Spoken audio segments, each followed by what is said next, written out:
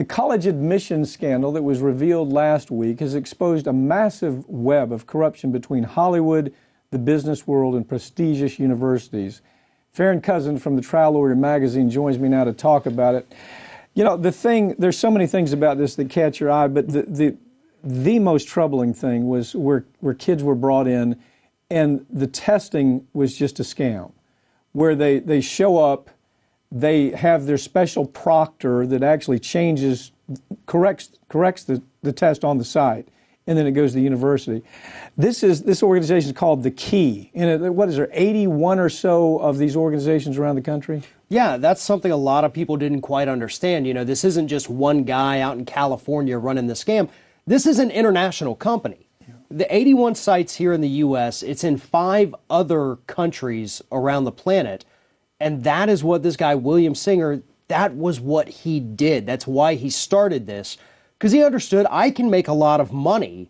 You know, this isn't something that's highly regulated behind closed doors, the SAT, ACT market, I guess. And he knew he could easily get away with it for a very long time. And that's exactly what happened until, you know, the reason this was even uncovered is because one of the CEOs who engaged in this was actually popped on a different crime and said, okay, go easy on me. Let me tell you about a thing you should know about. Yeah. Had it not been for that CEO, we wouldn't even know this today. Okay, if I look at this story right, this Singer has been doing this for 20 years, one form or fashion for about 20 years.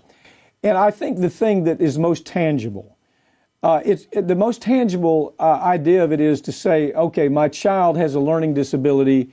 They have to have a testing process that lasts 2 days. Oh, by the way, it needs to happen in their home, or it needs to happen somewhere that they're comfortable. They have the proctor there. The proctor is absolutely changing the answers. The proctor is actually ask the parents, give me a sample of their handwriting, and then the proctor is then making those changes. That's the most tangible part of it. The other part is it's where the Singer has figured out that he can bribe coaches.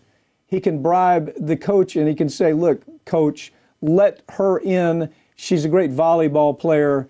And the coach says, well, I'm going to bring her in as a volleyball player, but she never plays volleyball.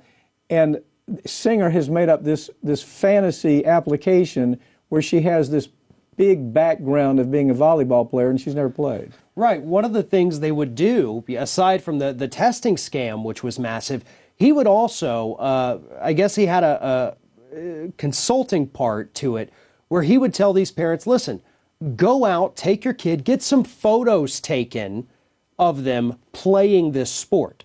And one of the things listed in the charges was that he had a parent, a wealthy parent, they had their kid, they wanted on the water polo team. So they took a picture of the kid in a pool and then photoshopped in the water polo stuff. Eventually, even Singer laughed behind closed doors. He said, wow, this is really fake looking. So they took the kid's face and just put it on another kid's head in a different photograph. And then through his charity with The Key, that's where parents would give about $200,000. He would use that money as direct payment to the coaches. Yeah. And that's what got the kids in. There's always been this legacy thing in a university. My child went there, let my child in, and oh, by the way, I'm going to support this program or I'll support that program. That's been going on for decades. Right. That's different than this. But what's happened here, the difference is that this wasn't just a legacy program. This wasn't where, my child wants into your university, and if you'll give them a chance, I'll support various programs as we go through college. That has been happening for decades.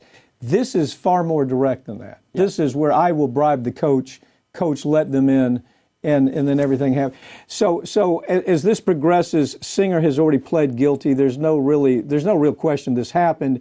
He admitted it happened. The prosecutors have all of the information, and the investigation, I'm sure, will continue. And Singer went as far as to say in court, he said, Judge, everything the prosecutor has told you that I did, everything is true, and more. And more. So there's going to be a lot more coming out on this story. Right.